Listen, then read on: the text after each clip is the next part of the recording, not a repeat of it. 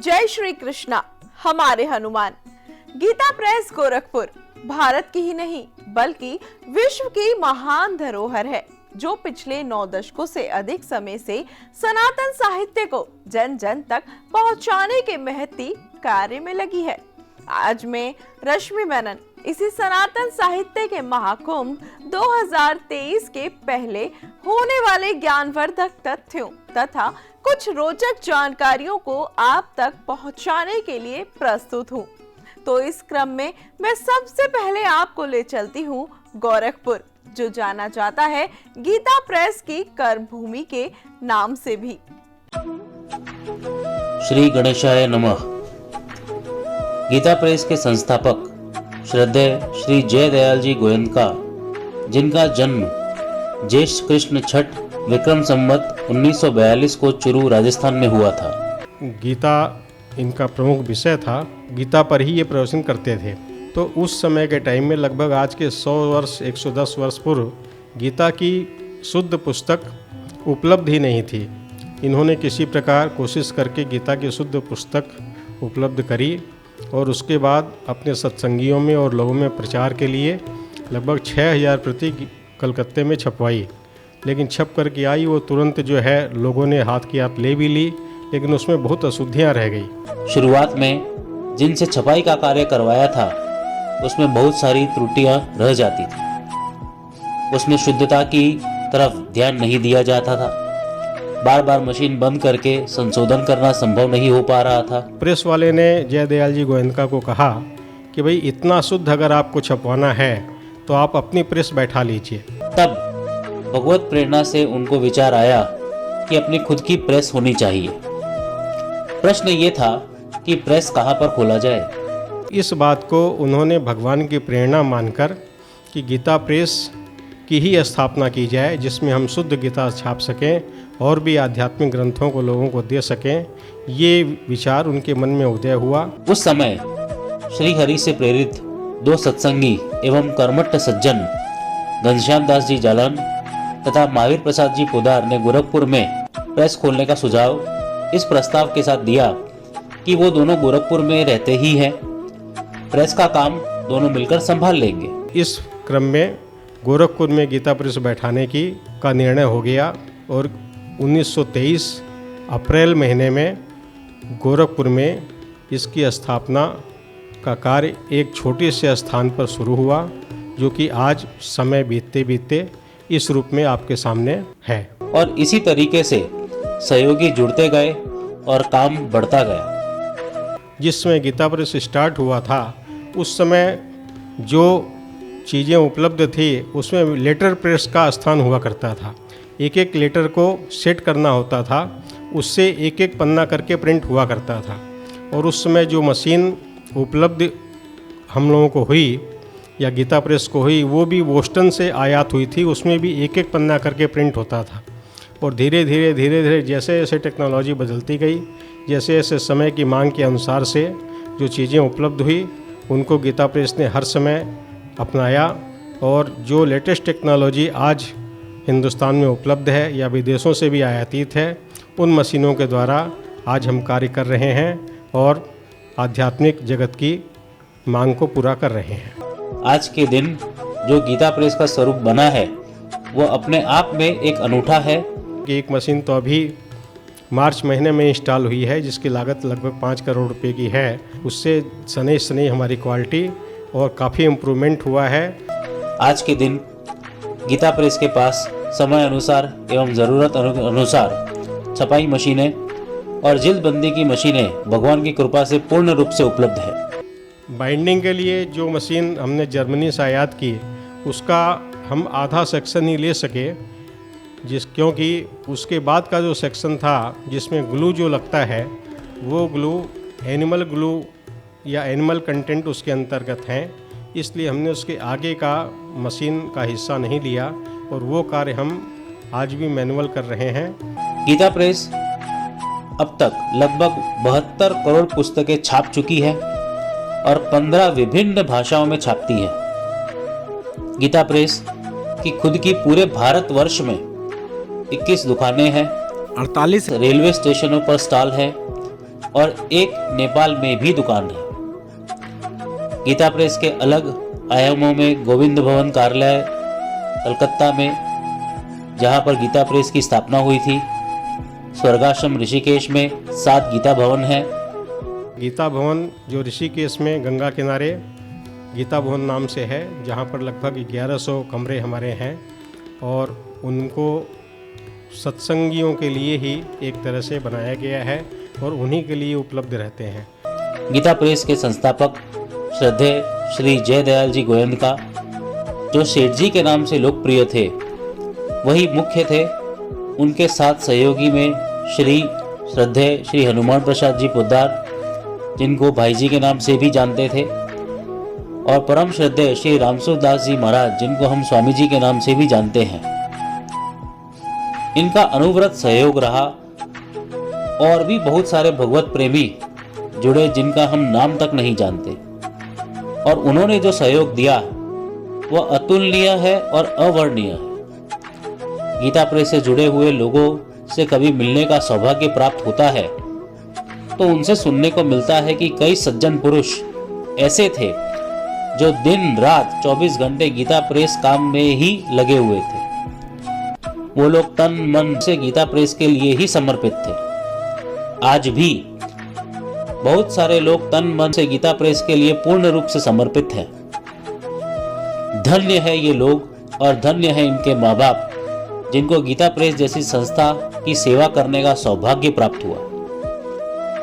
जैसा कि हम सभी जानते हैं कि गीता प्रेस भगवान की है और गीता प्रेस का काम भगवान का काम है, इसीलिए दिनों दिन पल्लवित और पुष्पित हो रहा है। गीता प्रेस अप्रैल 2023 में अपने 100 वर्ष पूरे करने जा रही है, तो ये गीता प्रेस का शताब्दी वर्ष को एक उत्सव के रूप में मनाने जा रहे हैं। इस उत्सव में आप सभी सनातनी भाइयों का सहयोग अपेक्षित है। नारायण नारायण नारायण नारायण।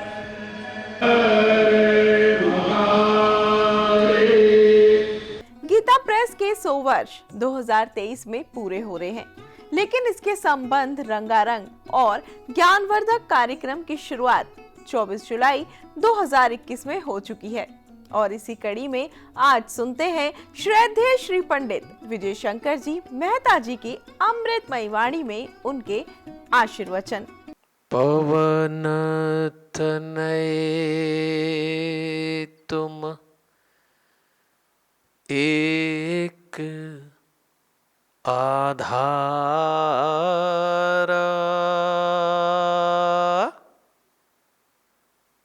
कथा कहूँ मैं मति अनुसार। वक्रतुंड महाकाय सूर्यकोटि समप्रभ निर्विघ्नं कुरु मे देव शुभकार्येषु शुभ सर्वदा। गुरुर्ब्रह्मा गुरुर्विष्णु गुरुर्देव महेश्वर गुरुर्साक्षात् परब्रह्म तस्मै श्री गुरुवे नमः।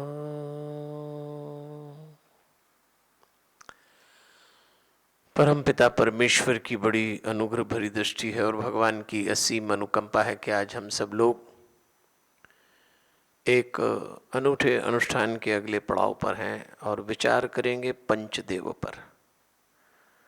लेकिन इससे पहले कि हम विषय में चलें, शांतम जहाँ से मैं बोल रहा हूँ वहाँ स्थापित परमात्मा के प्रत्येक स्वरूप को सादर प्रणाम करते हुए देवलोकवासी स्वामी सत्यमित्रानंद गिरी जी, स्वामी नारायण देव तीर्थ जी, माँ प्रेमा पांडुरंग जी का पुण्य स्मरण करते हुए जूना पीठाधीश्वर आचार्य महामंडलेश्वर स्वामी अवधेशानंद गिरी जी को नमन करते हुए श्री रविशंकर महाराज रावतपुरा सरकार को वंदन, परम धाम पधारे हुए पूज्य पिताजी वल्लभदास जी को नमन और आप सबके भीतर बैठे हुए दिव्यात्मा को सादर प्रणाम करते हुए स्मरण कराना मेरा दायित्व है, इसलिए याद दिला रहा हूँ।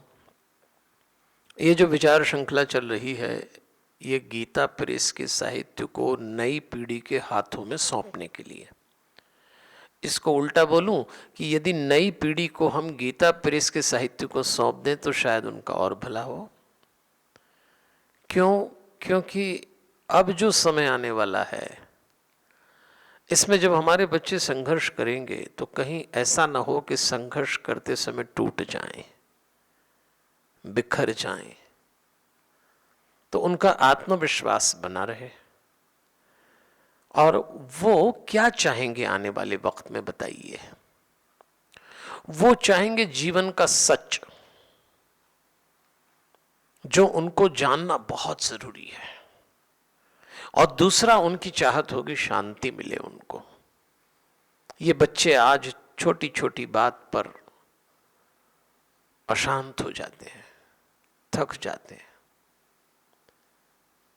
हम इससे पहले कि संसार छोड़कर जाएं, हमारी जिम्मेदारी है कि इस पीढ़ी को हम सत्य और शांति से परिचित करा के जाएं। अगर आप कोई वसीयत लिख रहे हो तो मैं तो आपसे निवेदन करूंगा कि अपनी वसीयत में सत्य और शांति इन बच्चों को जरूर देकर जाइएगा। हमारी जिम्मेदारी है ये। तो हमारी ये जिम्मेदारी होना चाहिए कि हम इन बच्चों को समय रहते ये सौंप दें। 98 साल से गीता प्रेस और क्या कर रही है? क्या केवल कागज काले करना है? क्या केवल कुछ लोगों को अपनी प्रतिष्ठा स्थापित करना है? या किसी ऐसे साहित्य का प्रकाशन करना है कि जिसमें नाम हो? न पहले ऐसा हो रहा है न अब। गीता प्रेस का उद्देश्य था कि मनुष्य अपने होने को जान जाए, सत्य को पहचान जाए, उसके जीवन में शांति उतरे। और इसीलिए 15 भाषाओं में 72 करोड़ पुस्तकों का प्रकाशन कर देना सामान्य घटना नहीं है। और उन सबको अब 2 साल बाद नए ढंग से अपनी पीढ़ी को हम सौंप सकें, इसलिए यह अनुष्ठान आरंभ किया। हर बार आपको याद दिलाता हूं, भाई इतना विशाल साहित्य है और हमारी हिंदू संस्कृति का तो क्या कहना। तो उसके लिए क्या कर सकते थे? तो हमने क्या किया कि सतयुग, त्रेता, द्वापर, कलयुग 4 युग में बांट दिया। और जो भी लिटरेचर हमारे पास उपलब्ध है उसको भी 4 भाग में बांट दिया। तो जब हम सतयुग की चर्चा करते हैं तो वेद, उपनिषद, पुराण इनकी चर्चा कर लेते हैं। उसके बाद जब हमको हरिओम त्रेता में उतरना होता है तो हम त्रेता में रामचरितमानस, वाल्मीकि रामायण, हनुमान चालीसा का उपयोग करते हैं। द्वापर में महाभारत और गीता। यदि आपको याद है तो पिछले शनिवार मैंने आपसे गीता पर चर्चा की थी। और अब हमारा समय आ रहा है कलयुग में चलने का, और हमने आधार रखा है पंचदेव। पंचदेव से क्यों जोड़ा है कलयुग को? क्योंकि इसमें हमारी प्रोफेशनल लाइफ की चर्चा है। और पंचदेव यानी पंच तत्व। यदि आप विचार करें तो जल गणेश जी, अग्नि दुर्गा जी, आकाश विष्णु जी, वायु सूर्य देव, पृथ्वी शंकर जी। अब यदि पंच तत्व को हम ठीक से समझ लें, हमारे जीवन में इनका महत्व ठीक से उतर आए, तो आपकी प्रोफेशनल लाइफ जोरदार। और है तो समय, देखो भाई कलयुग जो है ना, इसमें प्रोफेशनल लाइफ में लोग बहुत मेहनत कर रहे हैं और समय भी बहुत मेहनत करने का है, लेकिन मेहनत नशा न बन जाए। कितनी मेहनत करते हैं लोग। और ये तो देखिए, मेहनत की जाती शरीर से, थकाता है मन। और इस शरीर से आप जितनी मेहनत करेंगे, इस कलयुग में एक दिन ये शरीर अपनी कीमत वसूलेगा। और हम सब चूंकि कलयुग में रह रहे हैं और कलयुग के लिए कहा गया है कि भाई इसमें क्या होगा कि राजा भ्रष्ट होगा, नेतृत्व निकम्मा होगा, प्रजा त्रस्त हो जाएगी। इस कलयुग में जो जो चीजें गायब होंगी, देखिए धर्म गायब हो जाएगा, सत्य गायब हो जाएगा। इसीलिए हम ढूंढ रहे हैं, पवित्रता के पते नहीं लगेंगे, लोग एक दूसरे को क्षमा करना बंद कर देंगे, हमेशा बदला, हमेशा शत्रुता का भाव चलेगा। करना चाहिए दया, करेंगे शोषण, यह भी कलयुग का लक्षण है। कलयुग में आयु भी गड़बड़ा जाएगी। वो सारी बीमारियां जो कभी 50-60 में, 70 में आती होंगी, 25-30 में आने लगी। बल लोप हो जाएगा, खास तौर पे आत्मबल। शरीर का बल तो फिर भी आप इधर उधर से बचा लोगे, लेकिन लोग अच्छे अच्छे शरीर से स्वस्थ लोग, पहलवान लोग, खिलाड़ी लोग, समर्थ लोग आत्मबल के मामले में कंगाल हो जाएंगे। स्मरण शक्ति, मेमोरी लॉस होगा। क्यों होगा? क्योंकि मन को विचार खाने का स्वभाव है, तो इतने विचार खाएगा मन, इतने विचार खाएगा कि आदमी को थॉट्स का ओवरफ्लो हो जाएगा, तो स्मरण शक्ति खत्म होना है। इसलिए देवियों और सज्जनों, इस कलयुग में जब बहुत सारी चीजें, बहुत सारी बातें बदलने लगेंगी, परिवर्तित होने लगेंगी, समय रहते हमको सावधान होना पड़ेगा कलयुग में।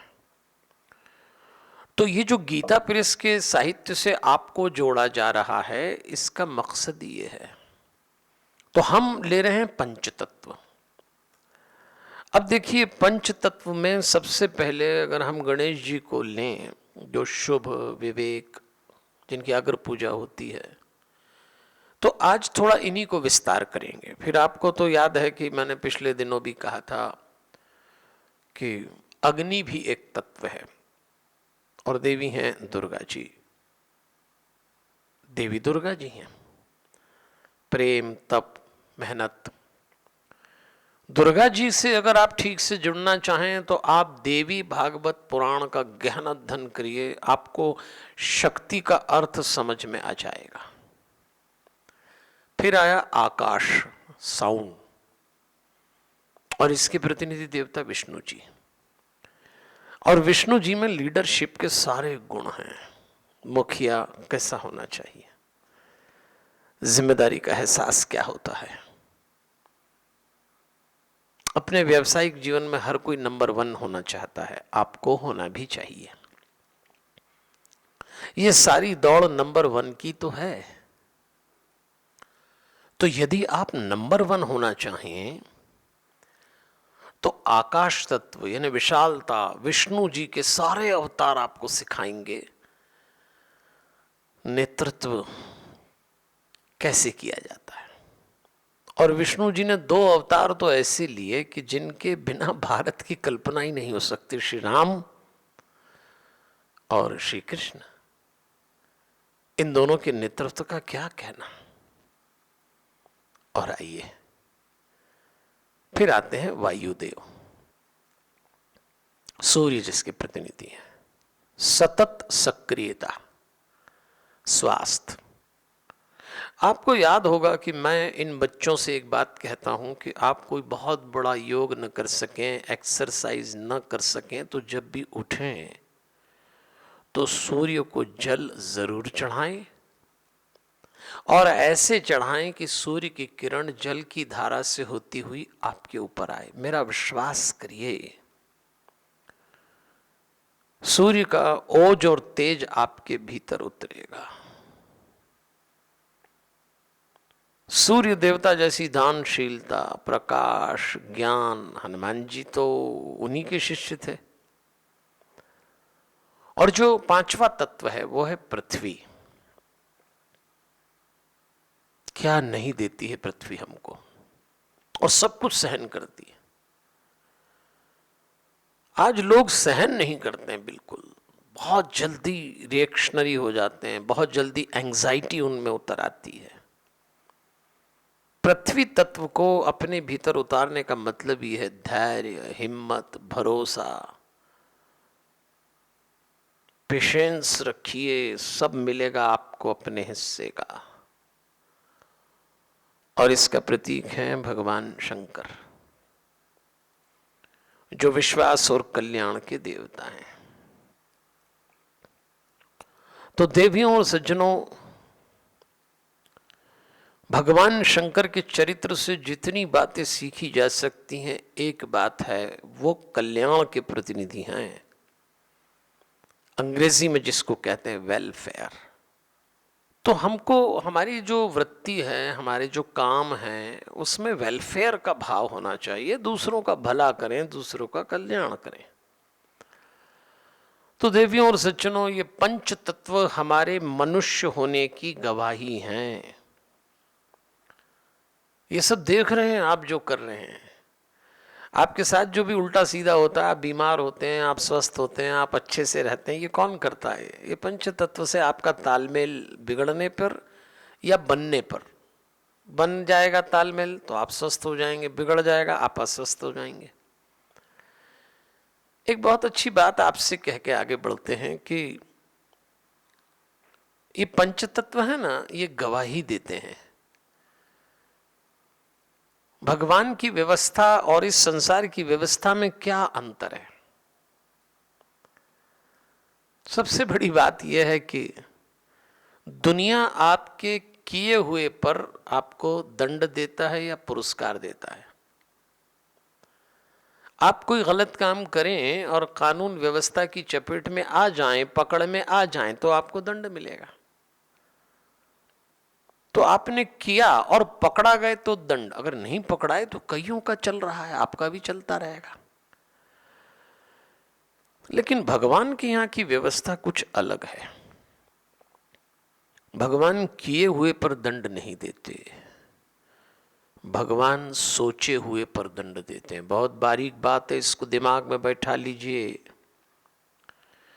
हमारे जीवन में जब कभी कोई उल्टा सीधा निर्णय हो जाए, हमारा नुकसान हो जाए, हमारा कोई प्रिय व्यक्ति मर जाए या और कोई बात ऐसी हो, तो कई बार हमने देखा है लोग सारे पत्थर भगवान की तरफ उछाल के कहते हैं हमने भगवान का क्या बिगाड़ा जो भगवान ने हमारे साथ ऐसा किया। लेकिन भगवान कहता है मैं तो किसी के साथ कोई गड़बड़ करता नहीं, मेरे यहाँ तो एक सॉफ्टवेयर है, उसमें बस सोचे हुए पे दंड मिलता है। आपने सोचा कि ये स्त्री मुझे मिल जाए, आपने सोचा ये धन मुझे मिल जाए, आपने सोचा ये चीज मैं उठा लूं, सोचा और वहां दर्ज हो गया।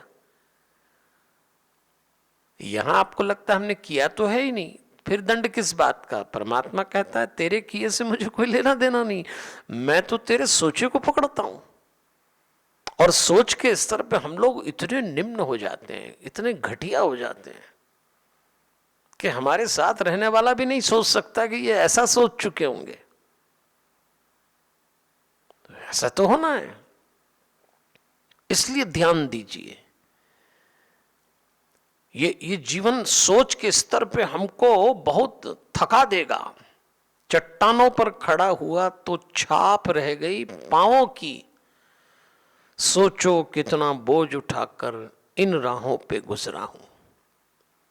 सोच का बोझ है, आप इतना बोझ है कि चट्टान पे आपके पैर बन गए होंगे। तो देवियों और सज्जनों, हमको सोचना पड़ेगा। इसलिए जो बात आपसे कही जा रही है कि पंच तत्व के साथ अपने जो संबंध आप बनाएं, बड़ी सावधानी से बनाएं।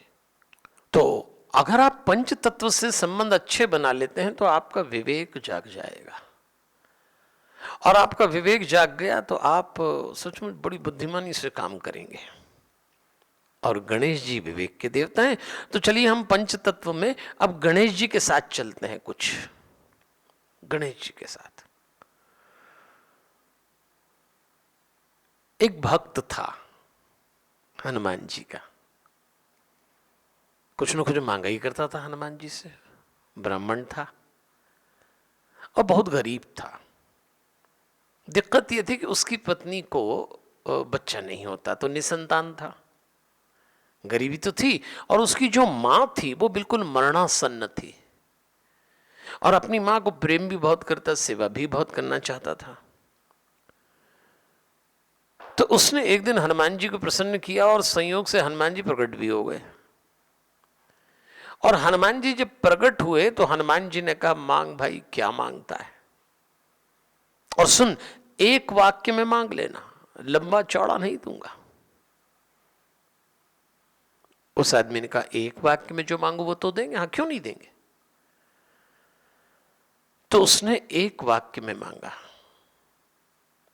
कि मेरी बूढ़ी मां जिंदगी भर मेरे बच्चे को सोने चांदी के चम्मच में खिलाए पिलाए। हनुमान जी ने कहा, अच्छा, एक ही वाक्य में तीनों वरदान मांग लिए। अब तेरी बूढ़ी मां तेरे बच्चे को सोने चांदी में खिलाए, तो पहले तो तेरी बूढ़ी मां को जिंदा रखूं, फिर तू निसंतान तो तेरी पत्नी को बच्चा दूं, और उसके बाद सोने चांदी में जो खाएगा तो उसके यहां तो कितनी दौलत होगी। तो तीनों एक में मांग ली। तो पूछा हनुमान जी ने, क्यों रे, ये अकल कहां से आए। बोले, वक्रतुंड महाकाय सूर्यकोटि समप्रभ निर्विघ्नं कुरु मे देव शुभ कार्य शुभ सर्वदा। है ना, गणेश जी की भी पूजा करता हूं, तो गणेश जी ने मुझे विवेक दिया। तो केवल बुद्धि से तो आप एक आध वरदान मांगते, लेकिन आपके पास विवेक जागृत था, तो आपने एक ही पंक्ति से तीनों काम कर लिए। मैंने तो सिर्फ एक छोटा सा उदाहरण दिया है देवियों और सज्जनों, छोटा सा। तो कहना मैं ये चाहता हूं कि विवेक को जगाना होगा, विवेक को जगाना होगा। आप अपने आसपास देखिए दृश्य, कुछ नहीं रहता, वक्त चला जाता है, समय रहते कर डालिए। ये जो 2 साल में हमने अभी कोरोना काल में जो दुर्गति देखी, हो सकता है मेरे आपके परिवारों में जो हुआ, अनेक परिवार में जो हुआ, उससे आप भी आहत होंगे। कई बार तो ऐसा लगता है बना बनाया संसार खंडहर हो गया। बड़े अजीब अकेलेपन से गुजरते हैं खंडहर भी। देखने तो बहुत आते हैं, रहता कोई नहीं। आज जीवन ऐसा ही हो गया, देखने तो बहुत आते हैं, रहता कोई नहीं।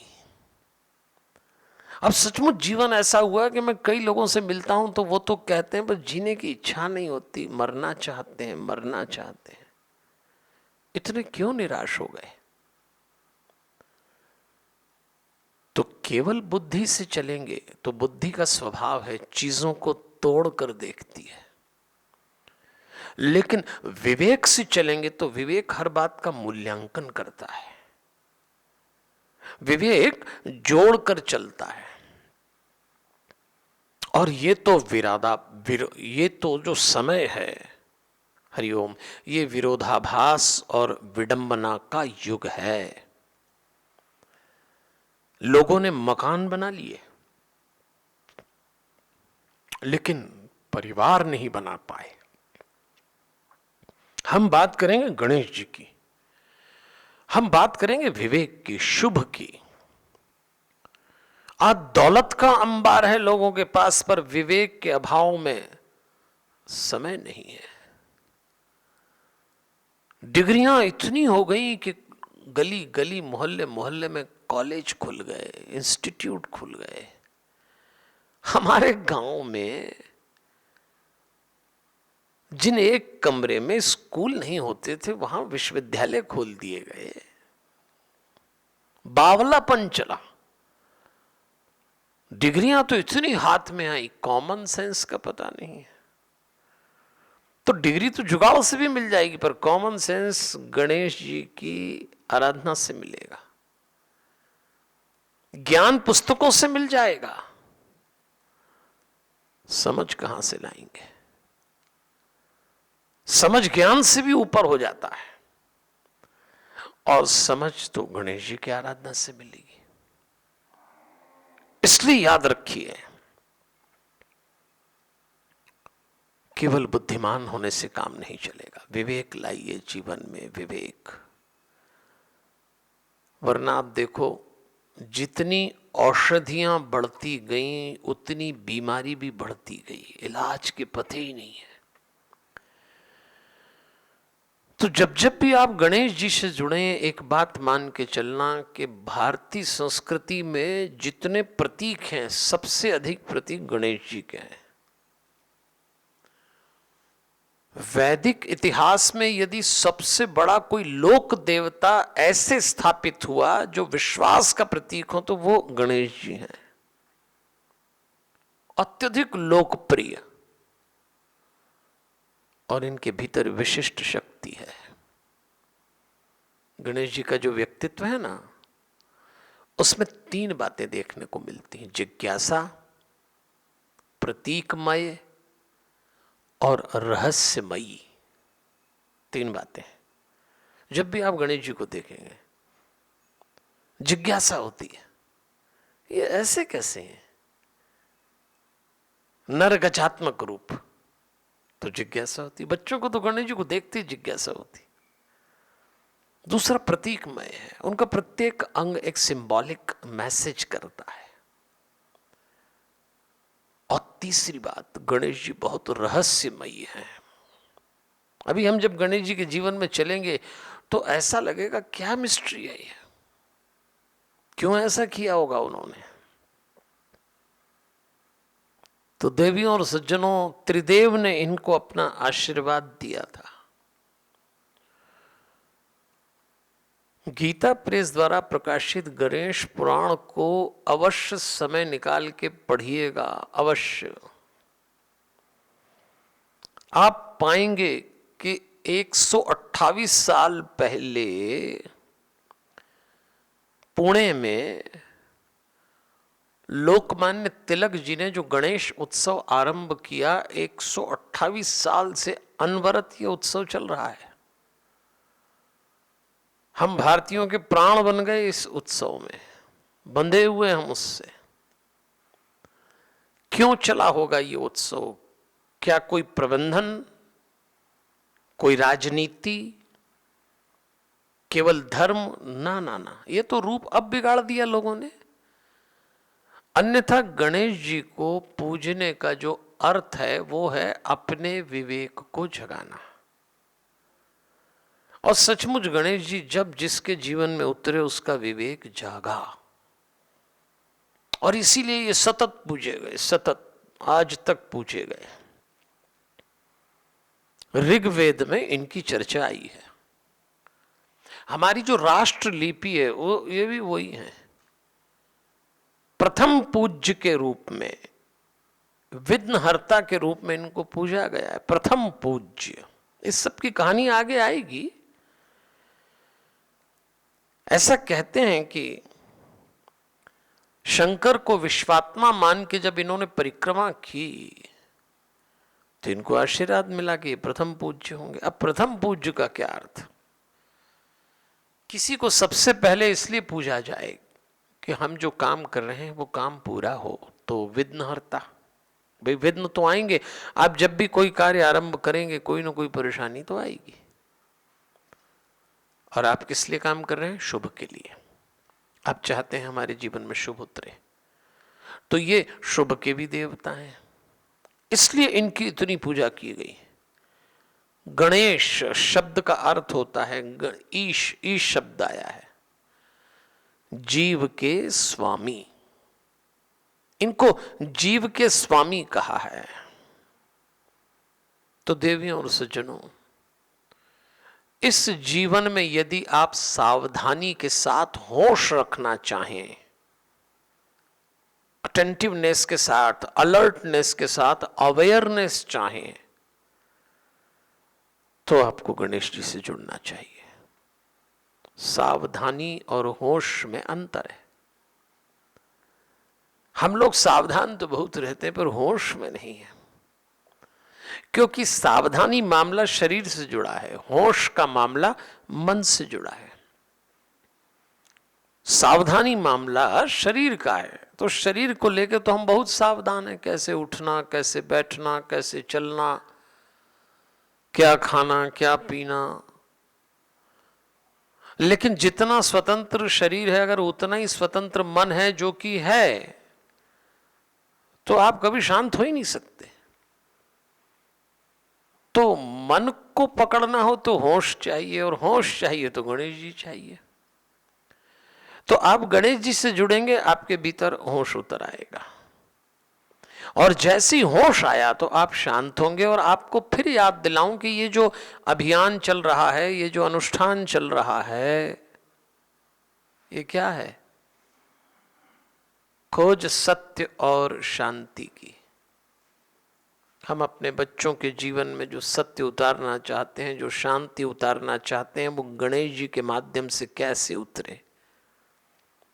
इसलिए गीता प्रेस के साहित्य में गणेश जी पर बहुत सुंदर ढंग से वर्णन किया गया है, बहुत सुंदर ढंग से। आप अपने प्रोफेशनल लाइफ में, अभी हम अपने व्यावसायिक जीवन की बात कर रहे हैं, अपनी प्रोफेशनल लाइफ में आप जो भी निर्णय लेंगे, अगर आपके पास नेतृत्व है या नहीं भी है, आप कहीं बॉस हैं, कहीं सब ऑर्डिनेट हैं, कहीं लीडर होंगे, कहीं फॉलोअर होंगे, अपनी फैमिली लाइफ, अपनी प्रोफेशनल लाइफ में बैलेंस करना चाहते होंगे, तो आप जो भी निर्णय लें, उस निर्णय में नेक नियति हो, ये जरूरी है। और वो होगी गणेश जी से जुड़ने पर। वही बात विवेक। तो इसलिए गणेश जी को अपने बच्चों से जोड़िए कि आपके बच्चों को जब भी कोई डिसीजन लेना होगा तो उस डिसीजन में क्लैरिटी हो, कॉन्फिडेंस हो, और सबसे बात नेक नियत, फेयरनेस।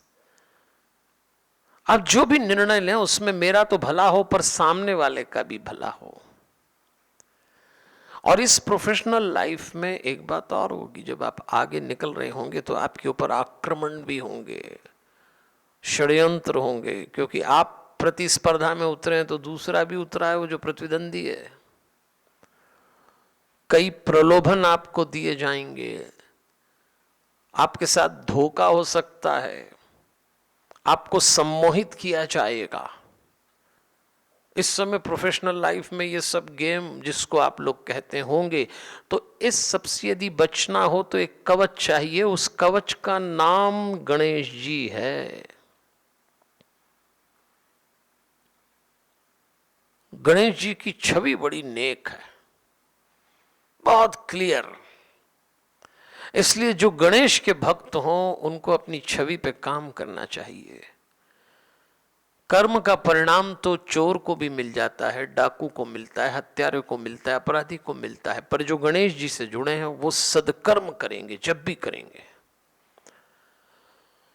इसलिए देवियों और सज्जनों, इस समय जब प्रोफेशनल लाइफ में एक रणनीतिक चिंतन की जरूरत है, आपको एक प्लानिंग करना पड़ेगी, आपको बहुत सारी चीजें इस तरह से जमाना पड़ेंगी कि जिंदगी सफल हो जाए।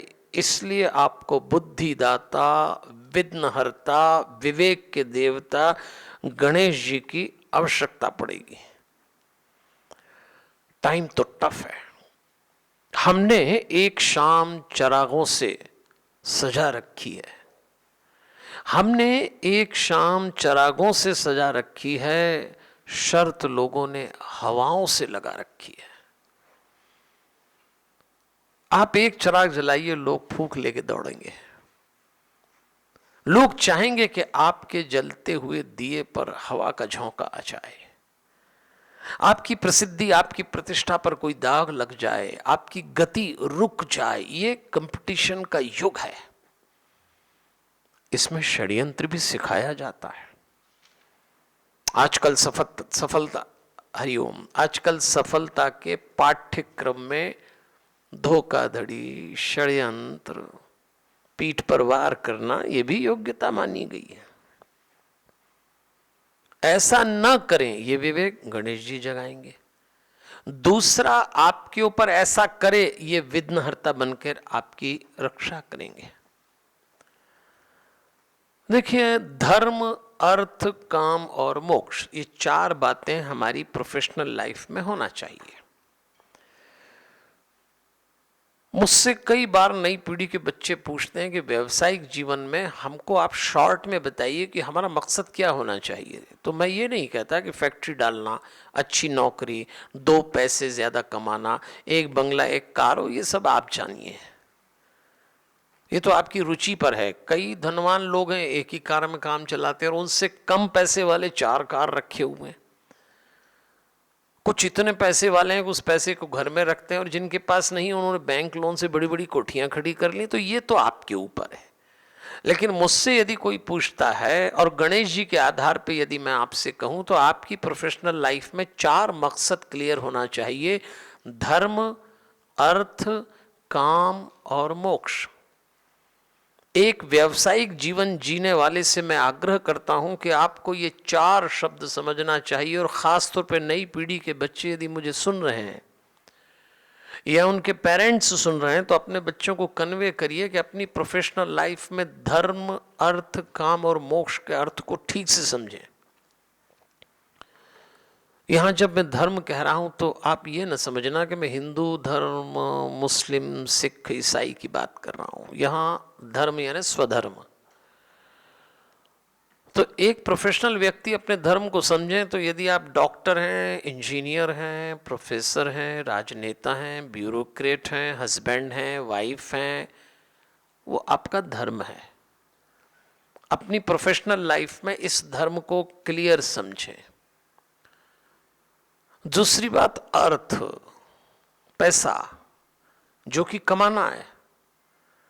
किसी गुरु ने, किसी अवतार ने, किसी शास्त्र ने नहीं कहा कि धन मत कमाना, अर्थ खूब कमाइए।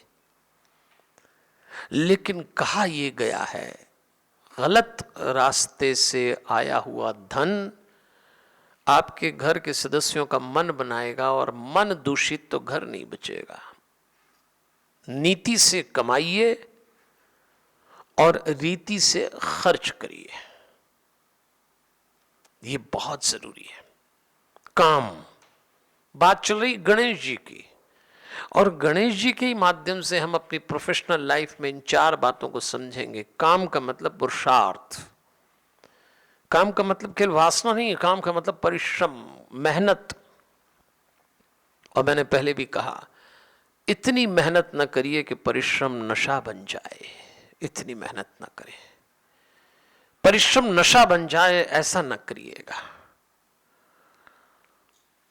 परिश्रम का अर्थ यह है कि स्वास्थ्य को बचाते हुए अपने लक्ष्य को प्राप्त कर लेना, यही परिश्रम है। और दूसरी बात है, ईमानदारी से परिश्रम करिए, धर्म, अर्थ, काम। और चौथी बात, मोक्ष। मोक्ष का कई लोग अर्थ लगाते हैं कि मरने के बाद कोई ऐसी स्थिति होगी जहां भगवान आपको मिलेंगे, कोई बढ़िया रिसॉर्ट होगा जिसमें आप जाके रहेंगे, या आपका जन्म नहीं होगा। ये बड़ी लंबी लंबी गहरी बातें हैं, हम सामान्य मनुष्यों को न तो समझ में आएगी और न ही इनकी झंझट में पड़ना चाहिए। जीते जी भी मोक्ष हो सकता है। कैसे? काम, क्रोध, मद और लोभ, ये जो दुर्गुण हैं, आप इनसे मुक्त हो जाओ जीते जी, उसको मोक्ष कहेंगे। यदि आप काम से, क्रोध से, लोभ से, मोह से, मत्सर से, इनसे मुक्त हैं, तो आपका मोक्ष हो गया। क्यों ऐसा सोचते हैं कि मरने के बाद कोई मोक्ष मिलेगा? तो ये सारी बातें गणेश जी के चरित्र से हम बहुत आसानी से समझेंगे। तो देवियों और सज्जनों, आज मैं आपसे सिर्फ ये कहना चाहूंगा कि हम गणेश जी को पंच तत्व के रूप में, पंचदेव के रूप में अपने जीवन से जोड़ लें। फिर हम विचार भी करेंगे कि इनकी उत्पत्ति कैसे हुई। शिव से बहुत सारे विनायक प्रकट हुए, इसकी भी कथा आती है। स्वयं प्रकट हुए गणेश जी, इसकी भी कथा आती है। लेकिन इनके लिए जो सबसे लोकप्रिय कथा है वो है पार्वती के मेल से इनका जन्म हुआ। तो मैं अभी अपनी बात को यहां समाप्त कर रहा हूं। आपको पुनर्याद दिला दूं कि हम जो ये क्रम, इस समय जो हमारी बातचीत चल रही है इस अनुष्ठान में, उसमें हर शनिवार हम एक युग को स्पर्श करते हैं, जैसे आज कलयुग को किया, और इसमें पंचदेव को याद किया, और अब धीरे धीरे पंचदेव में गणेश जी के पास चले। तो कुछ दिन गणेश जी के साथ ही चलना है और खूब अच्छे से समझेंगे गणेश जी को, फिर आगे आएंगे दुर्गा जी को समझेंगे। तो मैंने आपको याद दिलाया, गणेश जी बुद्धि के नहीं विवेक के देवता हैं, डिस्क्रिशन। और आपको अपने जीवन में सफल होने के साथ यदि शांति प्राप्त करना है तो आपको विवेक समझना पड़ेगा। मैं भगवान से प्रार्थना कर रहा हूं, गीता प्रेस का साहित्य आपके जीवन में खोज पूरी करे, सत्य की और शांति की। जुड़िए इससे। परमात्मा आपके जीवन में यश मंगल कीर्ति प्रदान करें, और मेरे जीवन में जो जो भी सुख आए हैं वो सब आपके जीवन में आए, और मेरे जीवन में जो जो भी दुख आए हैं वो एक भी आपके जीवन में ना आए। हमारे हनुमान। जय श्री कृष्ण। कृष्णा, जय श्री राम। गीता प्रेस का एक नया पुस्तक मुझे मिला आज। गोरखपुर के गीता प्रेस से मुद्रित होकर आया था ये श्रीमद् भगवत गीता। बहुत सुंदर है। गीता के 700 श्लोक को पिक्चर के साथ डाल के बहुत बढ़िया प्रिंट बना दिया। तो ये मुझे गीता प्रेस से ही गिफ्ट मिला। तो गीता प्रेस का काम पिछले 98 ईयर्स से 100 साल होने वाला है। कम से कम 72 करोड़ बुक का प्रिंटिंग हुआ है। देश के कोने कोने में लोग गीता प्रेस के बहुत सारे पुस्तक पढ़ के इस देश के इतिहास का, इस देश की परंपराओं का, इस देश के आध्यात्मिक इतिहास का बारे में जानकारी मिली उनको। और बहुत सारे लोग अपने ही लोगों को गिफ्ट में दिए ये पुस्तकों को। और गीता प्रेस का ये काम पिछले इतने साल से हो रहा है, काम बहुत बढ़िया है।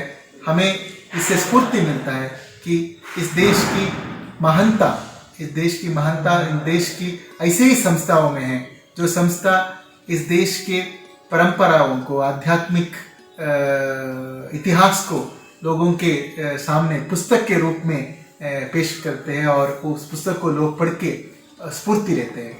और आज 100 साल 2023 में 100 साल पूरे होंगे, तब उनका एक बड़ा प्लान चल रहा है कि जितने सारे लोगों को गीता प्रेस के बहुत सारे पुस्तकों का परिचय दे, और स्पेशली भगवत गीता का बहुत सारा लोगों को पढ़ाने के लिए उनको उत्तेजना देने की बहुत सारे कार्यक्रम एक साल में प्लानिंग हो रहे हैं।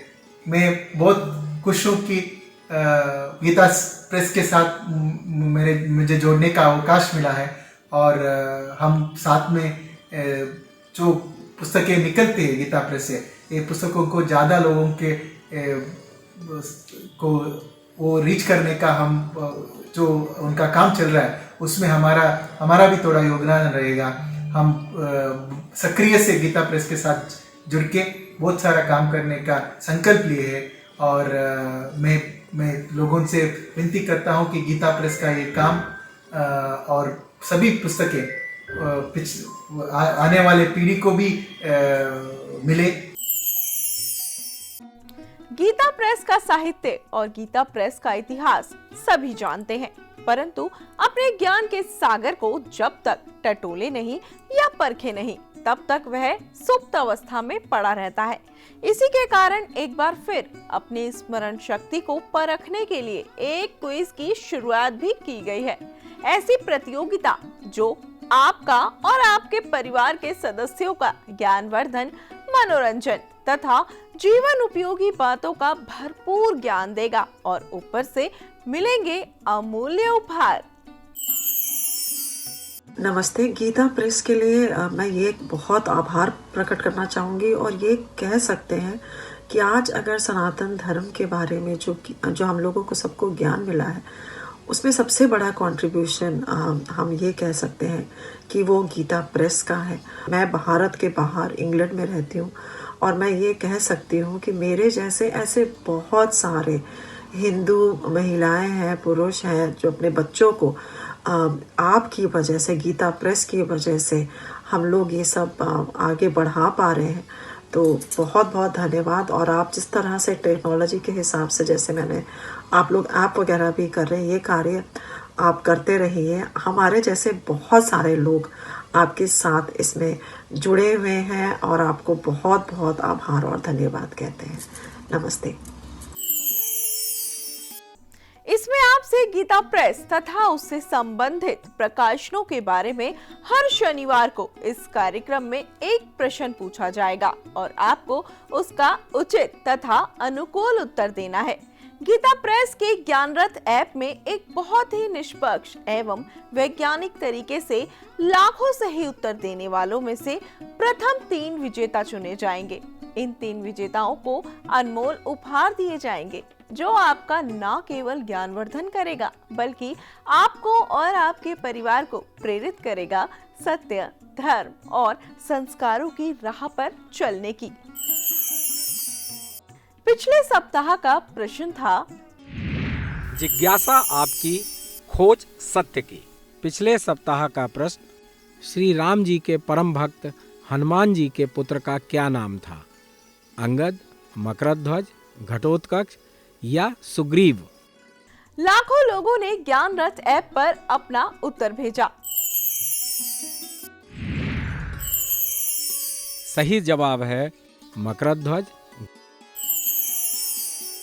दर्शकों, यह बताने में हर्ष हो रहा है कि प्रोग्राम के विश्राम के कुछ ही मिनटों में उत्तर रूपी ज्ञान की वर्षा हो गई और हम उन लाखों साथियों को उनके लगाव तथा प्यार के लिए धन्यवाद देते हैं और बिना किसी समय को गवाए 3 विजेताओं की घोषणा करते हैं।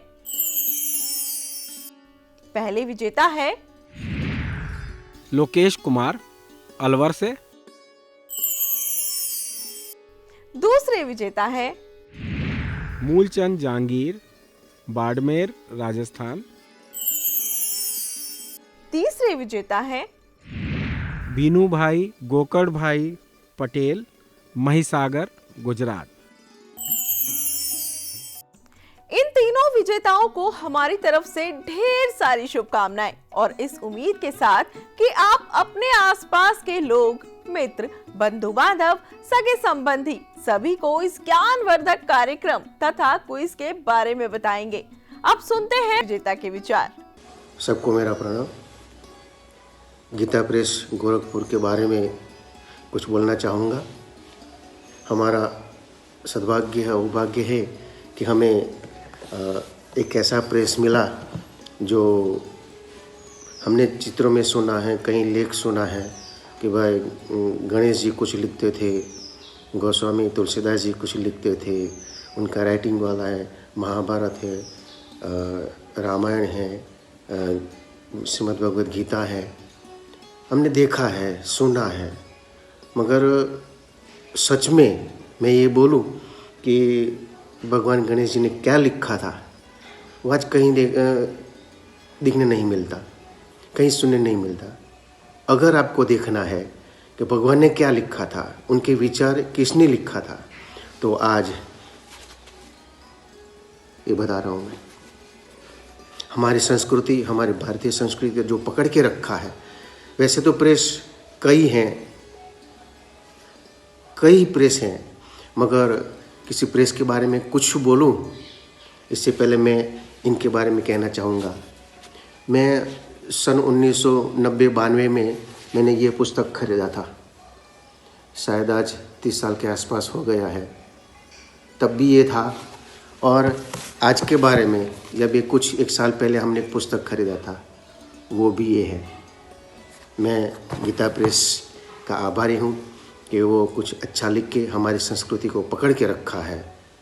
गीता प्रेस के गोरखपुर के जो रहने वाले सभी ये कर्मचारीगण, सबको मेरा प्रणाम, आभार, धन्यवाद। हमारे क्विज के प्रथम 3 विजेताओं को गीता प्रेस की पुस्तकों का सेट एकदम फ्री दिया जाएगा। प्रथम विजेता को 51 पुस्तकों का सेट, द्वितीय विजेता को 31 पुस्तकों का सेट, तृतीय विजेता को 11 पुस्तकों का सेट,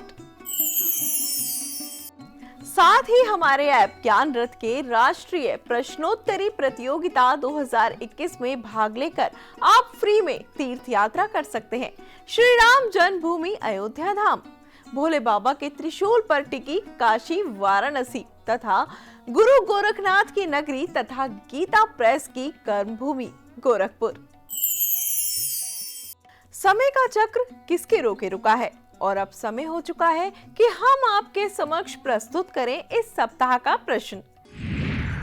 जिज्ञासा आपकी खोज सत्य की। इस सप्ताह का प्रश्न, बाली के पुत्र का नाम क्या था? नल, अंगद, हनुमान या नील? इस क्विज के उत्तर देने की आखिरी तारीख है 20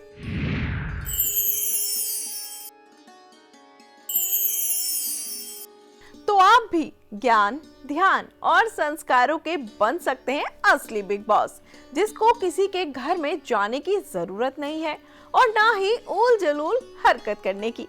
घर बैठकर या कहीं भी गीता प्रेस के सनातन महाकुंभ के अवसर पर होने वाले कार्यक्रमों को देखते हुए भक्ति के इस महासागर में गोते लगाएं और पाएं ज्ञान रूपी अमूल्य हीरा। तो देर किस बात की, अभी डाउनलोड करें ज्ञान रथ ऐप। tinyurl.com/gyanrath। इस क्विज के उत्तर देने की आखिरी तारीख है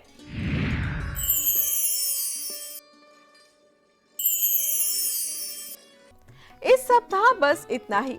अगले सप्ताह फिर ज्ञान, ध्यान, धर्म की बातें करेंगे और मिलकर सनातन महाकुंभ के सागर में गोते लगाएंगे और शिक्षा, स्वास्थ्य, संस्कार के साथ राष्ट्रवाद के नारे को बुलंद करेंगे। जय श्री राम, जय श्री कृष्णा, हमारे हनुमान, जय हिंद।